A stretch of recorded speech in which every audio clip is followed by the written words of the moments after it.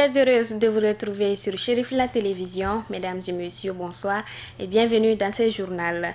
C'est par une conférence de presse animée par le président malien Ibrahim Boubacar Keïta et le président François Hollande que le 27e sommet Afrique-France a pris fin. Conférence au cours de laquelle le président Ibrahim Boubacar Keïta s'est longuement exprimé sur la prétendue signature de l'accord de réadmission des Maliens de l'extérieur en situation irrégulière. Je vous propose de l'écouter. Ceux qui tentent l'aventure en France ou dans nos pays européens sont attirés par ce qu'ils voient comme développement, ce que c'est de nous faire déjà présent en Europe, leur avoir comme image. Pour cela, ils risquent tout. Et souvent, très souvent, malheureusement, c'est la niveau de la Méditerranée, dans le fond de la Méditerranée qu'on retrouve. Je crois que le nombre de ceux qui ont peut-être incline au grand respect. Et cette question ne devrait jamais être l'objet des traitements politiciens à la petite semaine. On a récemment entendu beaucoup de choses à cet égard-là. On a dit le gouvernement d'avoir signé sur l'investissement un accord de réadmission. Du jour où le président Hollande dit non. Nous ne l'avons pas fait. Nous ne l'avons pas fait et nous ne le ferons pas. Nous ne l'avons pas fait et nous ne le ferons pas. Parce que nous ne voulons pas ajouter à la misère physique et humaine la misère morale. Il se sentir abandonné par son pays dans la douleur. Je comprends parfaitement. Là, je parle avec moi. Je n'ai pas le sentiment, quelque part, du désespoir qui le pousse à affronter et à être sous le joug de nouveaux esclavagistes, de nouveaux négriers qui n'hésitent pas une seconde à les spolier pour les amener dans le désert et les abandonner. Et le monsieur de Rafio, craquant, là, je fais là presque jamais un nouveau là. Mais encore que c'est pour aller au soleil. Un projet d'avenir pour le Mali comme pour d'autres pays africains que de dire à sa jeunesse que c'est ailleurs qu'elle peut réussir sa vie et son destin. Donc nous devons travailler pour lutter contre l'émigration ici, l'émigration sur le continent européen, parce que c'est ce que les trafiquants pourraient vouloir. Et je rappelle que ces trafiquants aussi alimentent le terrorisme. Donc nous devons être fermes sur ces objectifs et en même temps, si générosité il doit y avoir, et je ne pense pas que ce soit le mot qui simplement convienne, si générosité il doit y avoir, c'est dans les actions pour le développement de l'Afrique et pour sa croissance et pour l'éducation des jeunes. Et pour aussi la santé, pour qu'il puisse y avoir aussi une vie décente, pour l'alimentation, pour lutter contre le réchauffement climatique. Donc voilà ce que nous devons faire quant aux situations humaines dont vous parlez. Les Maliens qui sont en France, qui peuvent y être venus de manière irrégulière, je n'ai pas l'impression qu'ils veulent retourner au Mali. Donc ne laissons pas penser que la France les maltraiterait. La France, elle applique ses lois, parce que ce sont les lois que le peuple français, qui est attaché aux libertés, mais aussi à des règles de vie, que le peuple français a décidé. L'actualité hors de nos frontières nous amène ce mardi en Gambie, où la Cour constitutionnelle se prononce sur les recours de Djamé. En Côte d'Ivoire, après les militaires, les gendarmes ivoiriens se mutinent. En RDC, premier retard dans l'application de l'accord et le Burundi vient de retirer ses troupes de l'AMISOM. Kadidja Kité.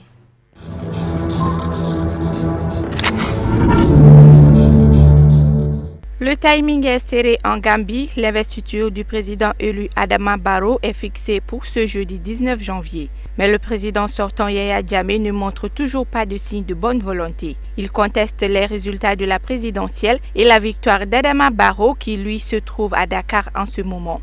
Pendant ce temps, à Banjul, la Cour suprême n'a pas pu ce lundi étudier le recours déposé par Yaya Jammeh pour l'annulation de la cérémonie d'investiture. Pour le président de cette juridiction, impossible de se pencher sur la demande d'annulation de la cérémonie d'investiture tant que la Cour suprême n'aura pas au préalable statué sur les litiges électoraux soulevés par Yaya Jammeh le mois dernier. Or, cette cour ne sera pas opérationnelle avant le mois de mai. C'est un échec pour Yaya Jammeh qui comptait sur des arguments juridiques pour justifier la prolongation de son mandat.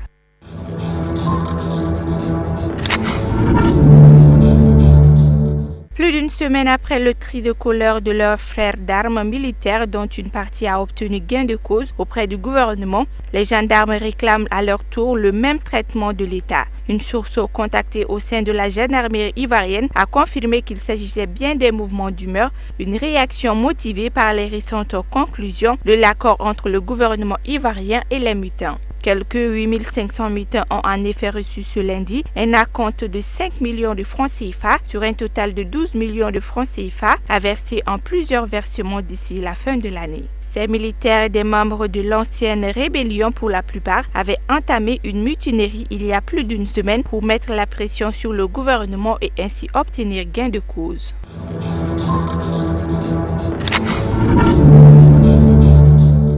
C'est ce mercredi que les négociations devraient reprendre sur l'arrangement particulier en RDC. En attendant, les discussions informelles se poursuivent entre les parties pour bâtir un consensus autour de deux volets clés de la mise en œuvre de l'accord signé le 31 décembre dernier. Le partage effectif du pouvoir et le chronogramme de mise en application de l'accord. Certaines mesures devaient entrer en application dès la signature, d'autres 15 jours après, mais les délais ont expiré et rien ou presque ne s'est passé. Sur les mesures de décrispation, il n'y a pas de calendrier précis sur les libérations et retours d'exil. De même, aucun média n'a été rétabli dans ses droits sur la quinzaine répertoriée. C'était pourtant prévu dans les 15 jours. Pas de démission non plus du côté de la commission électorale.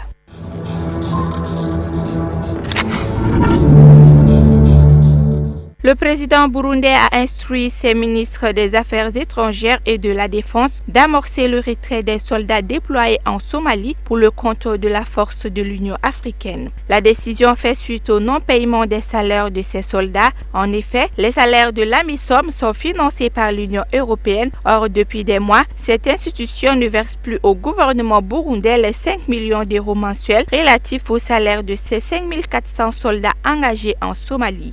La menace de retrait des troupes brandie par le ministre de la Défense lors d'une intervention au Parlement en décembre dernier a donc été mise en exécution.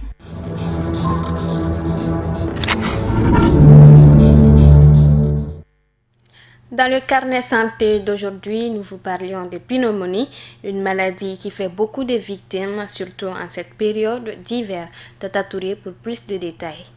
La pneumonie est une affection ou inflammation des poumons. Elle peut aussi avoir plusieurs causes différentes comme le virus, bactéries, autres agents infectieux comme les champignons et diverses substances chimiques. Premier symptôme, c'est la toux chronique provoquée par une exposition prolongée à la poussière, le rhume. La pneumonie est une inflammation des poumons.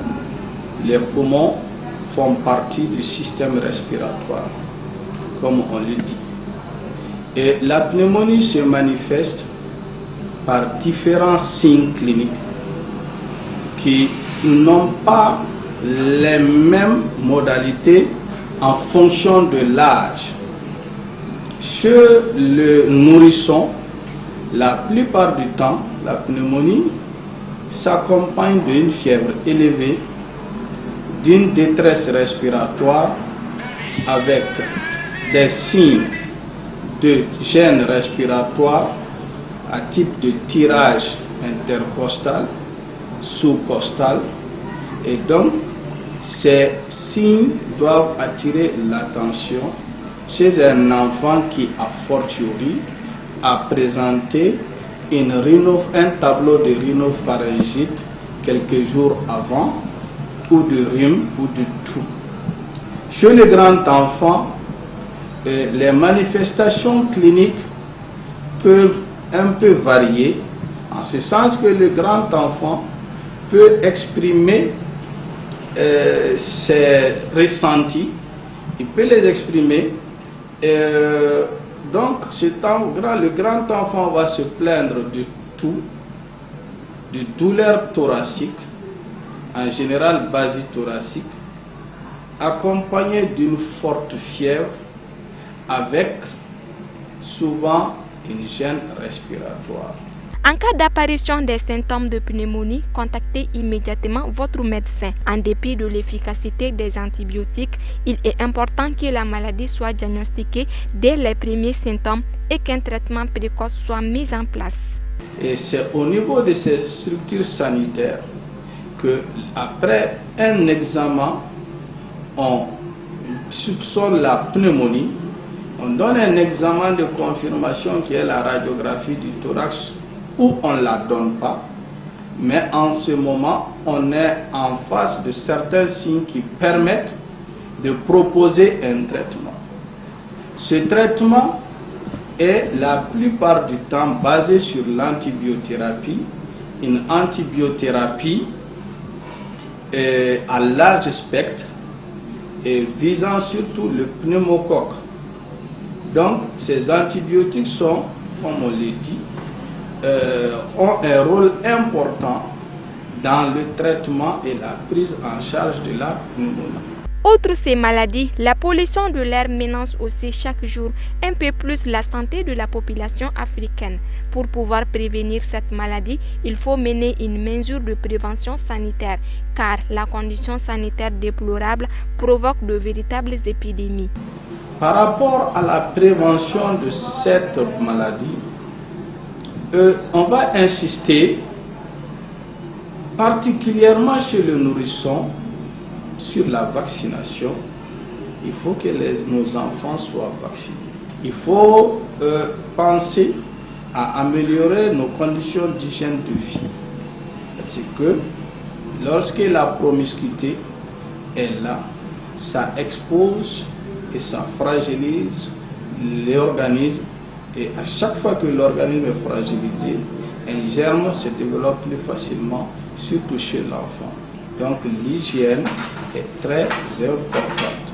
Par ailleurs, il faut aussi insister sur, évidemment, la lutte contre les pollutions environnementales. Et cette lutte nécessite l'implication des autorités politiques et de chacun d'entre nous, parce que ce problème concerne tout et chacun d'eux. C'est ce qui met fin à cette édition. Merci de l'avoir suivi. Le programme continue sur Chérif la Télévision. À très bientôt.